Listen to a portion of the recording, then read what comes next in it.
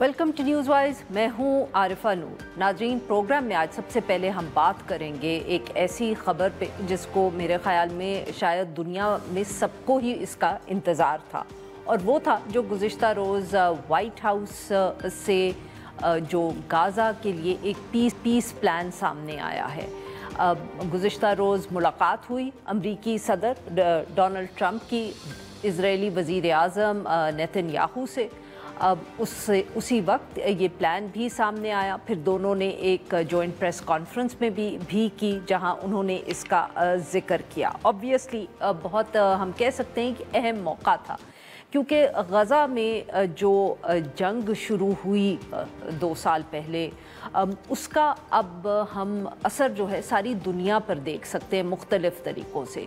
जब सिर्फ middle east की ही बात करें तो पूरा ख़ित्ता ही जो है वो हमने डिस्टेबलाइज़ होते देखा है। चाहे वो उसके बाद जो सीरिया में तब्दीली आई, जो इज़राइल और ईरान की जंग हुई, कतर के ऊपर हमला हुआ, सो एक पूरा ख़ित्ता जो दुनिया के लिए मुख्तलिफ़ वजूहात की बिना पे बहुत ही ज़्यादा अहम है, वो पूरा ख़ित्ता डिस्टेबलाइज़ हो गया। उसके साथ साथ मुस्लिम ममालिक में तो जिस किस्म का गम गुस्सा पाया ही जाता था, वेस्ट के भी ममालिक में हुकूमतों के ऊपर पिछले दिनों में हमने बहुत दबाव बढ़ते हुए देखा है, क्योंकि जो गज़ा में इस वक्त एक जेनोसाइड की सी सूरत हाल है, वो लाइव स्ट्रीम ही हुई है कुछ, अगर हम कहें उसको, लोगों के फ़ोन्स पे, लोगों के घरों में, और बहुत उसके ऊपर गुस्सा भी आया है।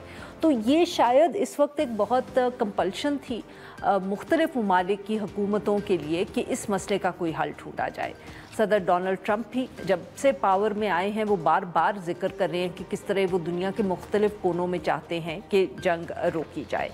अब जब गुज़िश्ता रोज़ ये मुलाकात हुई, इससे पहले यूनाइटेड नेशंस में उनकी जो मुख्तलिफ़ ममालिक, मुस्लिम ममालिक से मुलाकात हुई, वाइट हाउस में हुई, उस सब से यही लग रहा था कि कुछ ना कुछ तो अब प्लान किया जा रहा है। एग्जैक्टली क्या था उस पर क़यास राय बहुत थी, बट अब वो हमारे सामने है। प्लान के जो 21 पॉइंट्स हैं उन पे भी हम अब बात करेंगे, पर ये कहना ज़रूरी है कि ये जब ज़िक्र हुआ वाइट हाउस में इसका, तो वहाँ ऑब्वियसली गाज़ा के हवाले से बात हुई। प्लान में भी गाज़ा का ही जिक्र है, मगर जो इज़राइली वज़ीर आज़म हैं उन्होंने ये भी गुफ्तगू की है कि उनके लिए एक इज़राइली फ़लस्तीनी रियासत जो है उसके क़याम को वो अपोज़ करेंगे। उन्होंने कहा कि वो इसकी ऊपर मुज़ाहिमत करेंगे। ये एक वीडियो है जो मेन स्ट्रीम मीडिया पे सामने आई है, उसमें ये बात हुई है।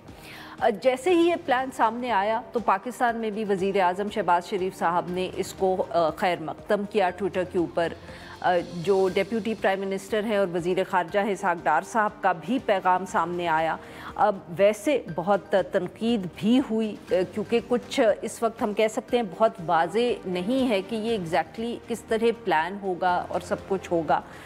तो उसके बाद आज इस्लामाबाद में प्रेस कॉन्फ्रेंस भी की वज़ीर ख़ारजा ने, इसहाक़ डार साहब ने, और उन्होंने बार बार ज़ोर दिया इस चीज़ पे कि ये जो सारा प्लान है इसको बनाने के लिए 8 मुस्लिम ममालिक जो हैं उनके सरबराहान से मुलाकात की अमरीकी सदर ने। उन्होंने ये भी कहा कि इसके ऊपर बहुत तफसीली राब्ते हुए, प्लान पे बहुत काम हुआ, और सबका मकसद सिर्फ यही था कि गज़ा में अमन कैसे लाया जाए। उन्होंने कहा है कि एक मुश्तरका ऐलान है सबकी तरफ से, जिसके अंदर अमन, सिक्योरिटी और बहाली का अमल जो है इसको यकीनी बनाया जाएगा गज़ा में। उन्होंने कहा जंग का ख़ात्मा भी होगा, इमदाद भी पहुंचाई जाएगी, यरगमालियों की रिहाई भी होगी, इजरायली फोर्सेस का मुकम्मल इनखला भी होगा, और गज़ा की सिक्योरिटी का मंसूबा भी है। इसके साथ साथ उन्होंने तनकीद भी की उन लोगों पर जो इस सारे प्लान पे तनकीद कर रहे थे कि उनको मालूम नहीं है कि इसमें क्या है। इन सब इश्यूज़ पे बात करने के लिए आज हमारे साथ मौजूद है हुसैन साहब, सीनियर सहाफ़ी हैं, तजियाकार हैं, बहुत गहरी नज़र रखते हैं इंटरनेशनल अफेयर्स पे, और हमें ज्वाइन किया है नजमुल साकिब साहब ने। ये भी साबिक सफ़ीर हैं, फ़ॉरेन पॉलिसी से वाबस्ता रहे हैं। Welcome to the show gentleman. Zahid Hussain साहब, सर आपसे गुफ्तगू का आगाज़ करूँगी।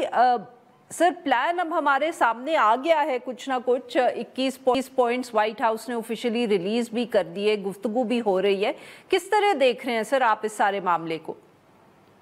देखिए, ये 20 नुकात जो है, पहले सुना ये था कि 21 होने वाले हैं, लेकिन कल जो है ऐलान हुआ है वो 20 नुकात का हुआ है, और उससे साफ जाहिर होता है कि उसमें जो एक क्लॉज थी दो रियासती कॉन्सेप्ट का, वो ख़त्म कर दिया गया है। देखिए, एक बात ये थी कि क्या इससे हम पूरा अगर तज़किया पेश करें तो ठीक है, ऐसा लगता है कि कोई जंग का खात्मा हो जाएगा, लेकिन इसको ज़रा गौर से देखें, इसके नतायज क्या होंगे।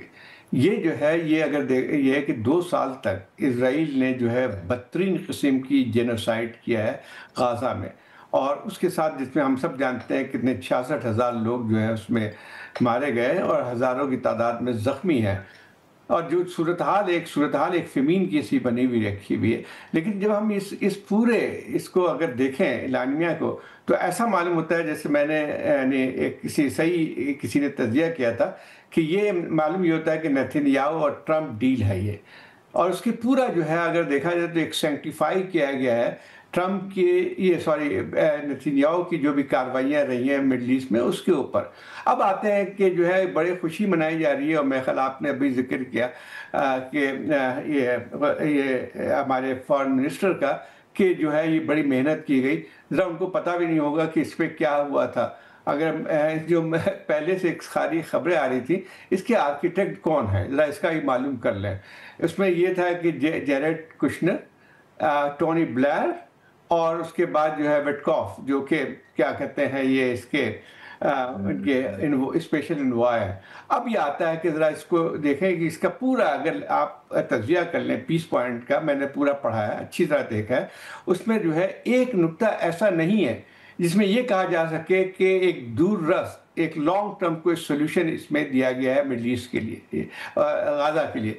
अब सबसे बुनियादी जो एक मसला मिडल ईस्ट का, जो हर पहले भी शायद सारी अमेरिकन हुकूमत ने इस बात को तस्लीम भी किया था कि बगैर दो रियासती हल के जो है इसका कोई और हल नहीं।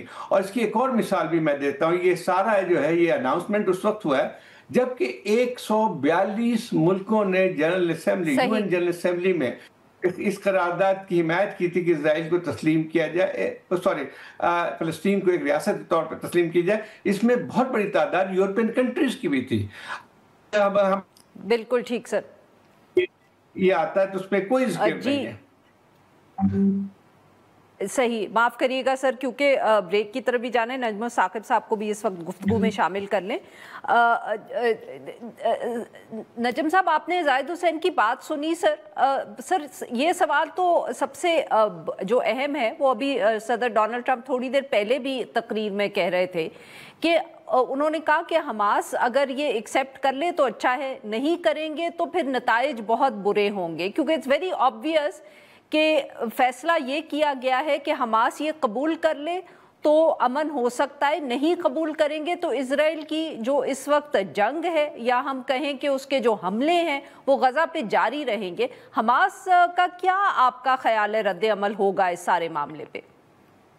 हमास को ये कतई तौर पे मंजूर नहीं होगा, नंबर 1।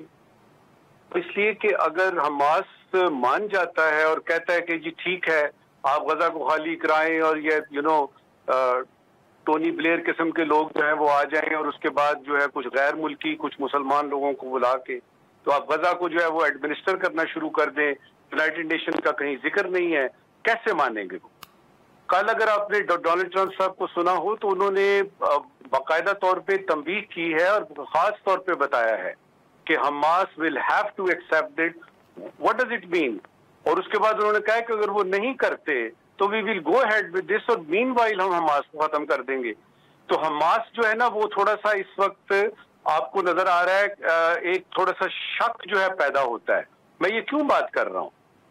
2 बातें इस वक्त बड़ी जरूरी है समझनी। पहली ये है कि हमास ने 5000 मिसाइल फायर किए थे according to Israeli media and the western media जब ये अक्टूबर 2023 में ये बात शुरू हुई थी।